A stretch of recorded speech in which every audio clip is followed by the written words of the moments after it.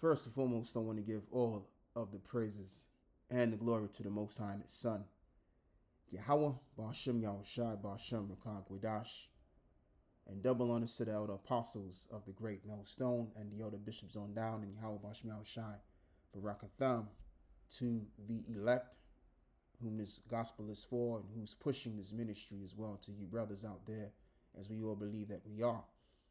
And it's your brother Laban, and I just want to briefly give my little take on this video. Now, I'm not going to play this video because a lot has been said, and there's key points that I want to address that Elon Musk has said, and you will have to watch the video for yourself, which I'll put it on post-production, and you can do that.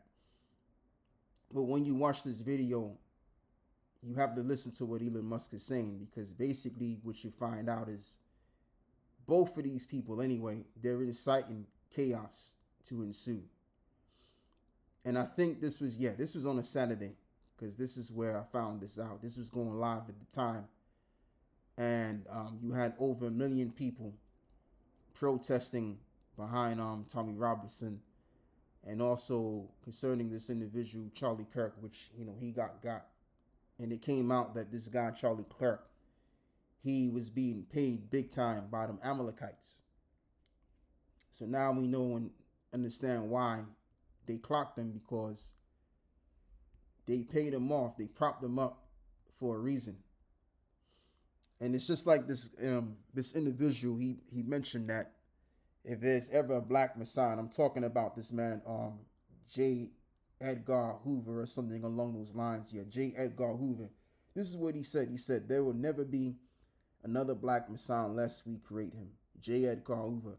So he's alluding to Malcolm X and Martin Luther King. And they also do it to so-called white people too. It ain't just so-called black people. All right. But what he's basically saying is that the powers that be, they create your leaders to be, which are going to be advocates of what you have an idea of. Case in point, you have these right-wingers going with Tommy Robinson, and as well as you had Charlie Kirk. He was a right-wing activist, political activist, and a debater. So people believed in him as the answer, as the Messiah to their problems. All right? But what these people that are not so bright, they get behind these protestings, is what they don't understand is that the reason why you like these people, because they've been propped up. They've been heavily financially aided to be liked. That's why you like them in the first place. Okay? Because you got plenty of people that's bringing out real truth, but they don't get seen. They don't get followed. So why is it that you follow every man that has received some kind of great deal of financial aid? Because again, when you put big money behind someone, of course they can look good. The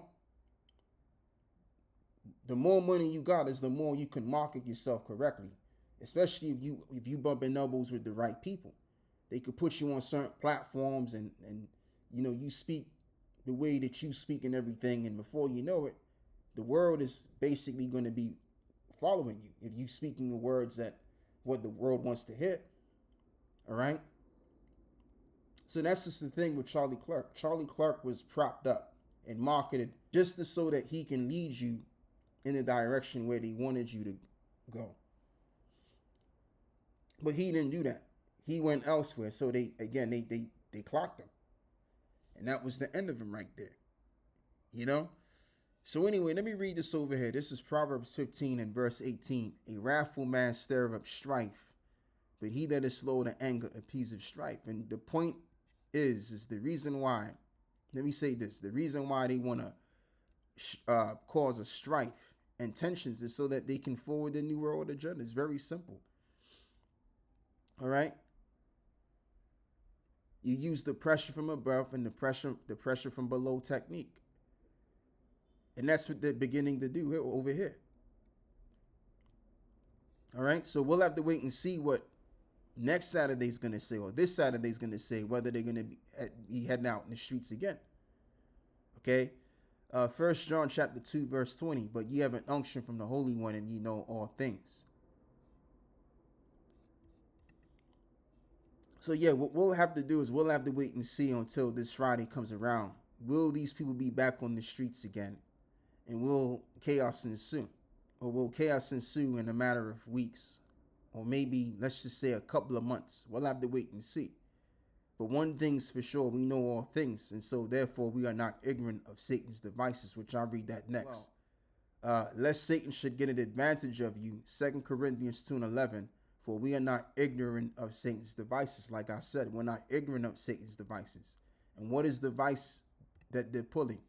Again, pressure from below and pressure from above. Pressure from above and as well as below. Let's play this video here. In revolutionary literature, the tactic is known as pressure from above and below.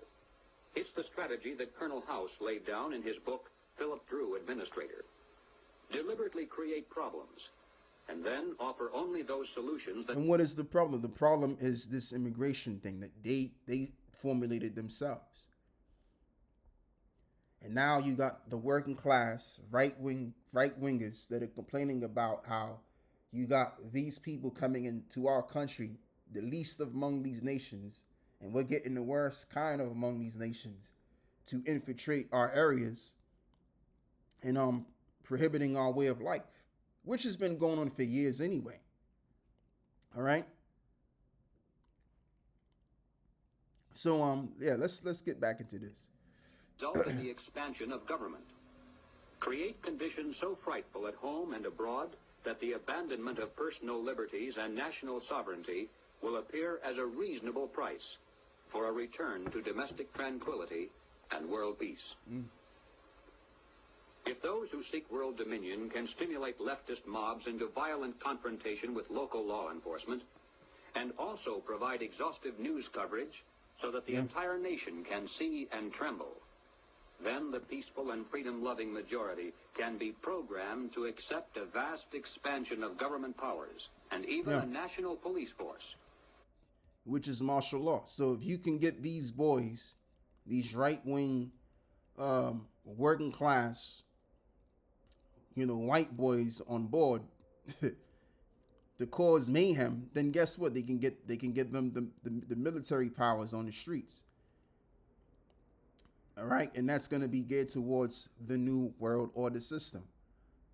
Auto ab KO, baby. Got to bring that term into this as well. Let's add some more to this. Supposedly to end the violence. Rich men's corporations publish and popularize revolutionary books and songs. Through advertising, rich men's businesses subsidize revolutionary magazines. Rich men's tax-exempt foundations pour millions of dollars into left-wing organizations. The federal establishment in Washington, through And what are they doing? What does Elon Musk, what did he do? What did Elon Musk do? He funded this right-wing activist program. That's what he's doing now. And again, when you watch this video, he's going to say words that's going to pretty much provoke chaos, provoke the right-wing activists or these protests to cause chaos, so that they can create that scenario, and then therefore they can move forward with other agendas that they already have on the table already. So that's what these guys are doing. Both of these niggas is in on it. But these jackasses, they don't see that. They're just so caught up in the hype of, oh, it's immigration and this and that and the third. But they don't see that there's a destination that they're taking these people towards, like I've just mentioned. All right. Like the OEO provide weekly paychecks to thousands of hardcore revolutionaries. And so we return again to the basic question, why?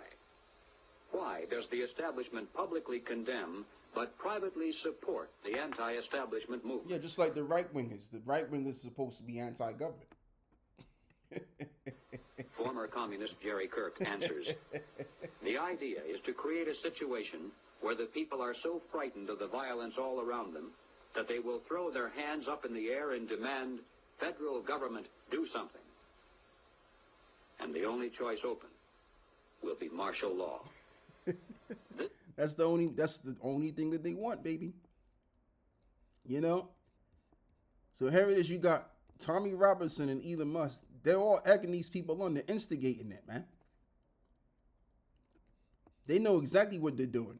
And we can clearly see what the hell they're doing because our eyes are open. Yeah, let's merge this in as well. Let's read this. How UK politicians reacted to Elon Musk's fight or die, Tommy Robinson's speech. Elon Musk has been accused of incitement of violence following his remarks at the Unite the Kingdom rally in London.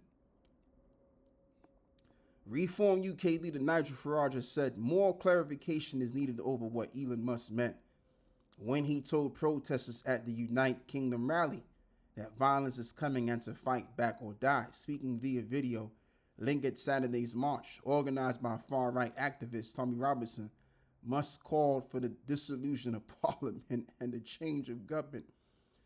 Whether you choose violence or not, violence is coming to you. You either fight back or you die, he said. Yeah, so those were the key words. And let me tell you something about the Muslims, man. The Muslims ain't going to do shit, man. Here it is. They've been getting their ass kicked for over 20 years. And they ain't did diddly squat to nobody. All right?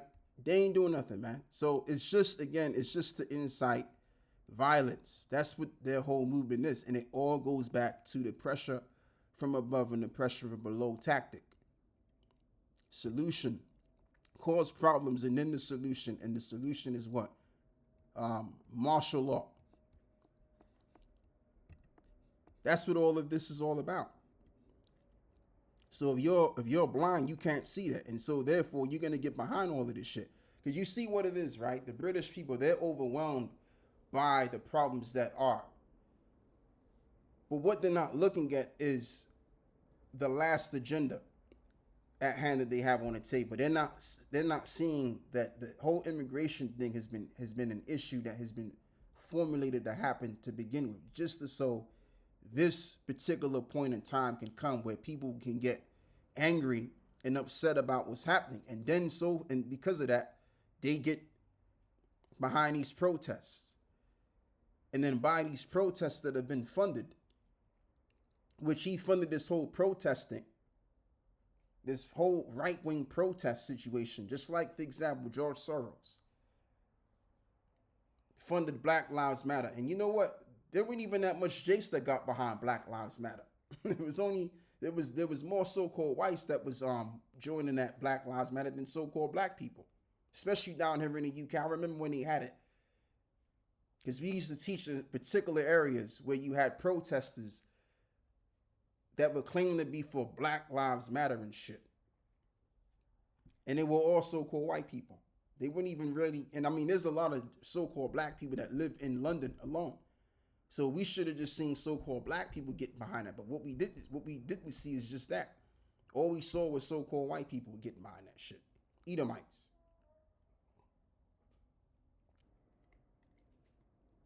So Elon Musk, he's equivalent to George Soros in this case, man, funding this right-wing protest thing. And telling the British people, look, whether you choose violence or not, violence is coming to you. You either fight back or you die, he said. Because that's what they want. They want to ensue chaos. And they're going to get it too. Because, again, prophecy says it. It's all about prophecy, baby. So let's read this. 2 Ezra 15 and verse 15. For the sword and their destruction draweth nigh, and one people shall stand up and fight against another, and swords in their hands. For there shall be seditious among men, invading one another. They shall not regard their kings nor princes, and the course of their action shall stand in their power. And that's what Elon Musk has said. That, look, you got to go take it to the parliament. Inciting violence, man. And then also he said, what? Whether you want violence or not, violence is coming to you. So you either fight back or you die, he said. So they're gonna get what they want, which is coming, because prophecy says it. It's gonna come. So they'll get it. But when they get it, they ain't going to be able to control it. And it's going to get so out of control, they might as well declare martial law. Which is what they want anyway. So that's all I got to say with this, man. This ain't nothing more than an agenda. All right? And these stupid asses can't see it because they're so overwhelmed by the problems that they've been lollygagging and talking about, man. Without actually looking at the bigger picture for what's really being had. So that's all I got to say. With that, I'm going to close with this one, and I say shalom.